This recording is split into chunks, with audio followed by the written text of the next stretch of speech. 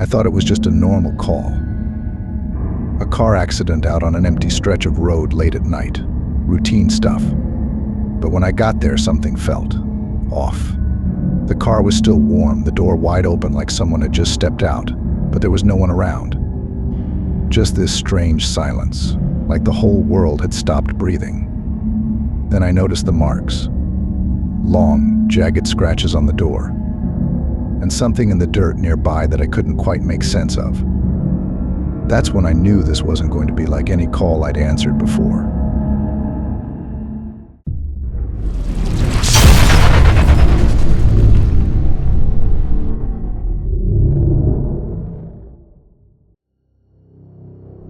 I've taken hundreds of calls in my career. Fires, crashes, the occasional bar fight gone too far. You learn to spot patterns, to anticipate the chaos before you step into it. But this one was different from the start. It came in around 11 p.m. A single car accident on a back road no one uses unless they're lost or looking for trouble. I was already on edge. The kind of night where the air feels too still, like it's waiting for something to happen. When I pulled up, my headlights cut through the fog, lighting up a crumpled sedan against a tree. At first glance, it didn't seem too strange. The front end was smashed, airbags deployed. But the driver was nowhere to be seen. That wasn't unusual. People wander off in shock all the time. But this? The door was wide open, hanging at an angle. And the scratches. God, those scratches. They ran deep, long grooves across the metal, like someone had taken a crowbar to it and just kept going. I grabbed my flashlight and stepped out, the gravel crunching under my boots the only sound. No wind, no crickets, no distant hum of engines. Just silence so thick it felt like a weight pressing down on me. Hello.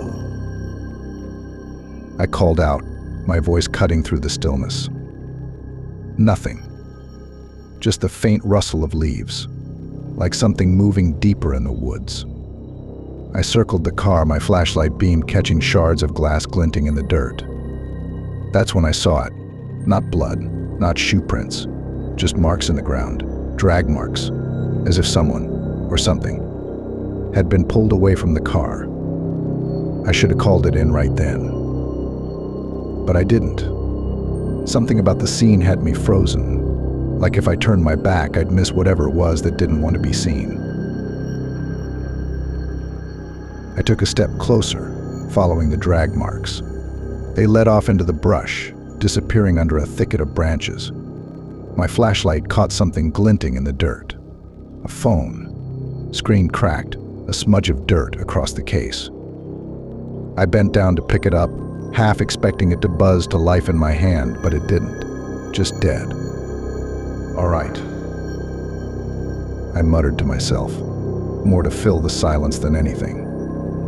You've done this before.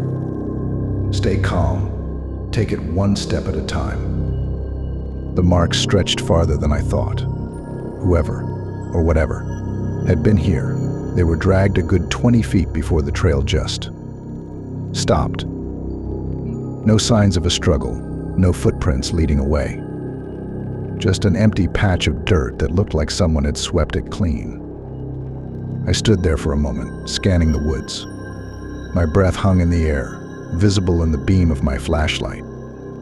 It wasn't cold enough for that, not really. Then I heard it. A faint sound just barely above the rustling of the leaves, like a whisper, but not words. A hum, almost.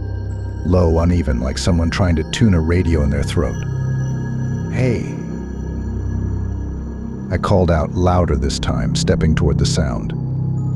My hand went instinctively to the handle of my flashlight, gripping it tight like a weapon.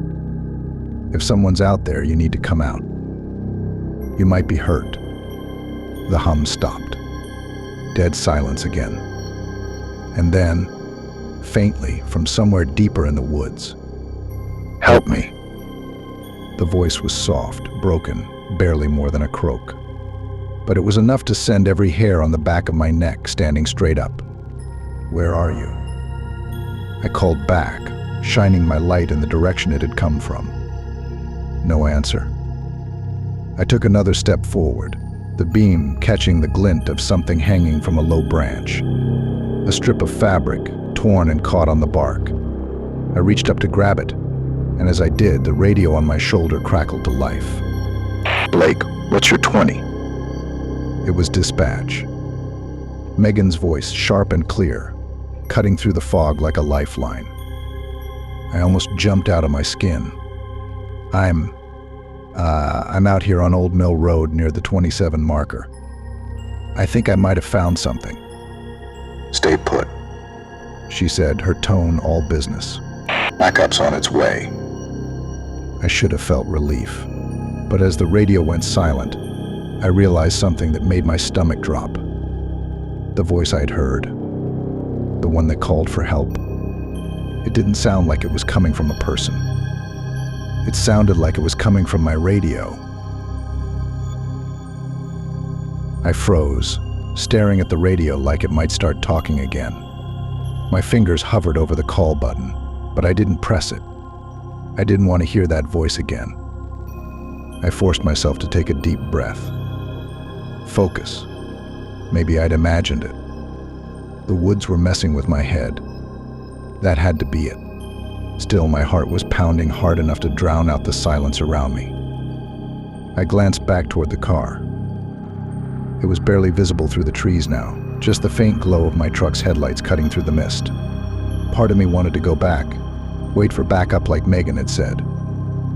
But then I thought about those drag marks, the voice, and the phone in my pocket. If someone was hurt out here, waiting wasn't an option.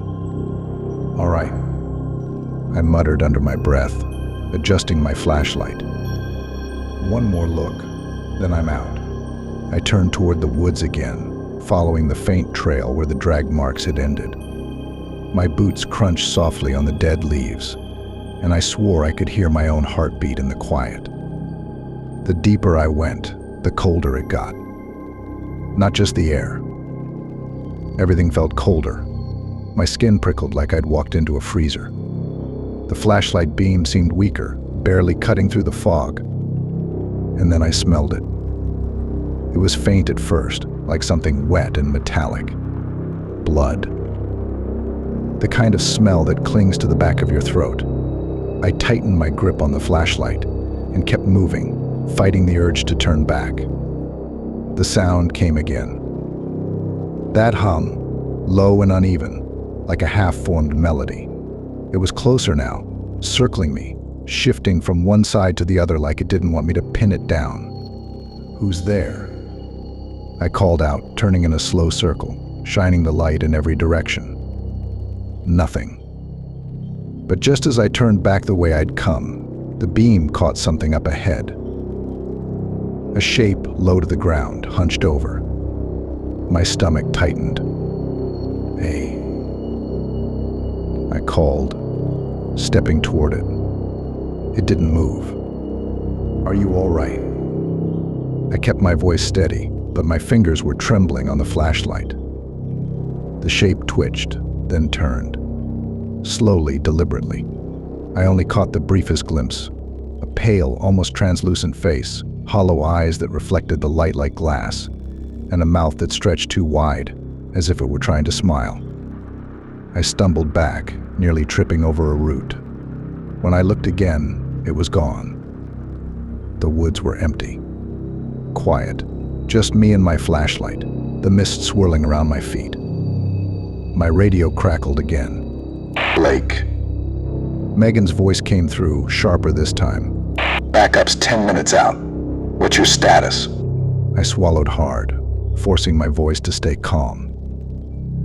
Still searching. Thought I saw someone, but I stopped myself. I'll hold position until they get here. Good. Don't do anything stupid. She said, her tone softening just a bit. Yeah. I muttered, lowering the radio. Too late for that. I started back toward the car, my steps faster now, my eyes darting to every shadow. But the humming followed me. Faint, just at the edge of hearing, like it wanted me to know it was still there. By the time I made it back to the car, my nerves were shot. The truck's headlights were a welcome sight, even if they barely pushed back the fog. I climbed into the cab, slammed the door, and locked it out of instinct. I told myself it was just the cold making my hands shake, just the night playing tricks on me. But I couldn't shake the image of that face. If you could even call it a face. Megan's voice came over the radio again. "Blake, they're pulling up now. You good?" Before I could answer, twin beams of light cut through the fog. The cruiser rolled up behind my truck, gravel crunching under the tires. I grabbed the radio. "Yeah, I see them. I'll brief them now." I stepped out as Detective Carter Lee emerged from the cruiser, looking every bit as skeptical as I expected. He adjusted his coat against the cold, his breath fogging in the air. "What the hell is this place?" he said, glancing at the fog creeping around his boots. "Feels like a cemetery out here." "Wish it was just that," I muttered.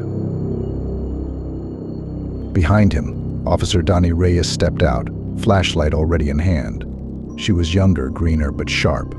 I could see her eyes scanning the scene, taking it all in without a word. "What have we got?" Carter asked, his tone brisk, like he was already dismissing whatever I was about to say. "Single car accident." I started motioning toward the wreck. "Driver's missing. No blood, no obvious signs of injury, but there's some weird stuff." "Weird stuff?" Carter raised an eyebrow. "Drag marks leading into the woods," I said, lowering my voice. "And I don't know how to explain it, but something's not right out there. I thought I heard." I stopped, realizing how insane it was going to sound. "You thought you heard?" Carter pressed. "Whistles," I said finally. "And something moving." I didn't get a good look. Carter snorted, shaking his head. "Probably an animal. Coyote or something. We'll sweep the area, find the driver, and call it a night." "I don't think it's that simple," I said, meeting his gaze. He frowned, about to argue, but Donnie cut in. "Let's not waste time debating. If someone's hurt out there, we need to move." Carter grumbled something under his breath, but nodded. "Fine. Reyes, you take the east side of the woods. Blake and I will head west. Stay in radio contact." I didn't argue, but the thought of going back into those trees made my stomach churn. As we started toward the tree line, I glanced back at Donnie. "Stay sharp," I called to her. "It's quiet out there. Too quiet." She gave me a thumbs up and disappeared into the fog, her flashlight bouncing in the distance. Carter nudged my shoulder. "All right, Blake, lead the way. Let's find this mystery driver of yours." I hesitated at the edge of the woods, the flashlight beam trembling in my hand. The humming was gone now, replaced by an even worse silence. "Let's just hope we don't find anything," I muttered, stepping into the darkness. The fog swallowed us the moment we stepped under the trees. My flashlight barely pierced through it, lighting up nothing but tangled branches and patches of damp earth. Carter followed close behind, his boots crunching loudly on the leaves, a sharp contrast to my careful steps. "You always this jumpy, Blake?" he asked, his voice low but laced with amusement. I didn't answer. It wasn't just nerves. I'd been in situations that made me sweat before. This was different. The air felt thick, heavy, like I was wading through water instead of walking. "You see those drag marks?" I asked, trying to focus on the task instead of the silence pressing in on us. Carter grunted. "Yeah, weird, but people do strange things when they're in shock. Driver probably wandered off after the crash." "Wandered off and dragged themselves 20 feet through the dirt." I shot back, keeping my voice even. He didn't answer. We moved deeper into the woods, the beam of my flashlight catching flashes of bark and the occasional glint of dew. The sound of our footsteps felt wrong, like it was the only noise these woods had heard in years. "Stop," I said suddenly, holding up a hand. Carter sighed. What now? I crouched, shining the light on the ground. There, half buried under a layer of leaves, was a shoe. A single running shoe, the kind with bright neon trim. It was small, maybe a woman's, or even a teenager's. "Looks fresh," I said, pointing to the clean tread. Where's the other one? Carter muttered, looking around. The hum started again. I froze, my breath catching in my throat. It was faint at first, just like before, but it was closer this time. I glanced at Carter, and for once he looked as uneasy as I felt. What the hell is that? He whispered, his hand instinctively reaching for the holster at his side. "Keep your light moving," I said, my voice barely above a whisper. The hum shifted, circling us like it had a mind of its own. I turned in slow circles, the beam of my flashlight bouncing off trees and fog, but there was nothing there. Then the smell hit. Metallic, wet, and wrong. Carter gagged. Jesus. That's... A branch snapped to our right, loud and deliberate. I swung the flashlight toward the sound, catching only the briefest glimpse of something moving. Too fast, too low to the ground to be human. The light caught a flash of pale skin, a glint of something sharp, and then it was gone, melting into the shadows like smoke. "Did you see that?" I hissed. Carter had his gun out now, his knuckles white around the grip. I don't know what I saw. He admitted, his voice tight. The hum grew louder, vibrating in my chest. Blake. Carter's voice was urgent now, the bravado gone. We need to move. Before I could respond, the radio on my shoulder crackled to life. Blake Carter. Donnie's voice came through, panicked and breathless. I found something. You need to. The radio cut out with a burst of static. I pressed the call button. "Reyes? What's your position?" Nothing. Carter swore under his breath. She's on the east side, right? Let's move. "Wait," I said, grabbing his arm. "Whatever this is, it's fast. If we split up, we're done for." He shook me off, his eyes narrowing. And if she's in trouble?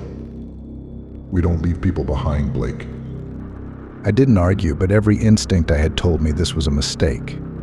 The hum was deafening now, like it was coming from inside my head. I glanced back toward the car, barely visible through the fog. Part of me wanted to run, but I wasn't about to abandon anyone. Especially not Donnie. "All right," I said, gripping the flashlight tighter. "Let's go." We turned toward the east, the smell growing stronger with every step, the humming following us like a predator waiting for its moment to strike. We moved fast, cutting through the trees, the fog twisting around us like it didn't want us to leave. The hum followed, always just out of sight, rattling my nerves with every step. Dunny.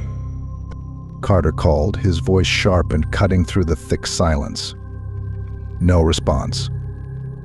I was about to call her name when Carter's flashlight caught something ahead. A flicker of movement. We froze.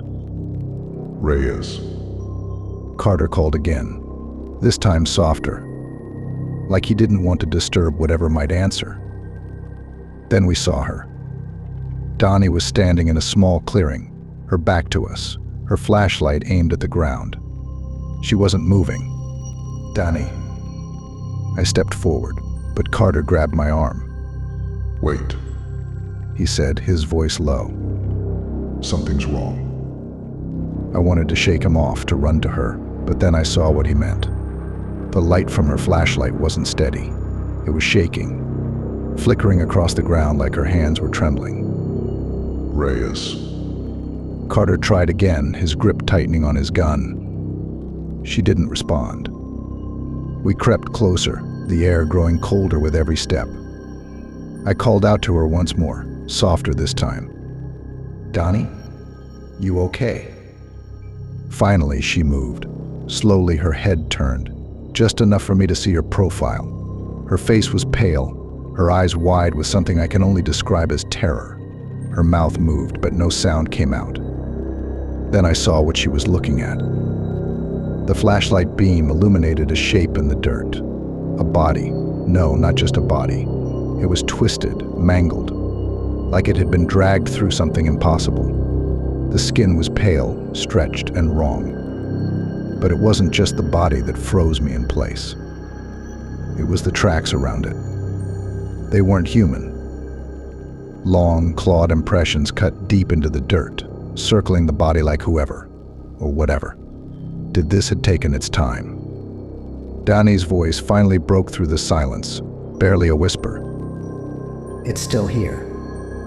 The hum swelled, louder than ever, coming from all around us. The fog seemed to shift, curling in unnatural patterns. Carter raised his gun, spinning in a slow circle. "Blake, He said, his voice low and tight. we need to get out of here. Now." Before I could respond, Donnie screamed. A sound so raw and guttural it sent every nerve in my body into overdrive. The flashlight hit the ground, rolling, casting wild beams of light into the trees. I grabbed her, pulling her back as the fog surged, something dark and fast moving through it like a shadow with weight. Carter fired blindly into the mist.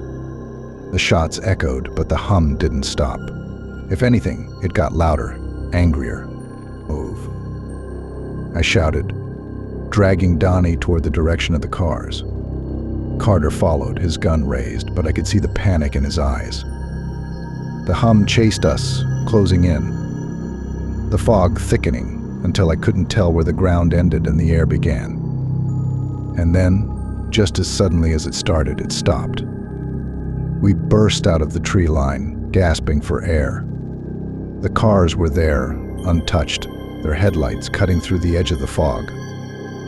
I turned, expecting to see whatever it was that had followed us. But the woods were empty, still, like nothing had ever been there at all. Donnie collapsed to her knees, clutching her head, whispering something I couldn't make out. Carter was pale, his gun still in his hand, shaking. And me? I stood there, staring at the tree line, knowing that whatever was out there wasn't finished. It was waiting. And just like that, Alex Blake's shift came to an end. Or so it seemed. The mystery of what stalked those woods was far from solved, and maybe it never will be. But one thing's for sure, whatever it wasn't done watching. If this story left you on edge and wanting more, be sure to like this video and share it with your friends. Because the more you look into the unknown, the more it seems to look back. Don't forget to subscribe for more stories that might just keep you awake tonight. And remember, if you ever hear a hum in the woods, maybe it's best to walk the other way.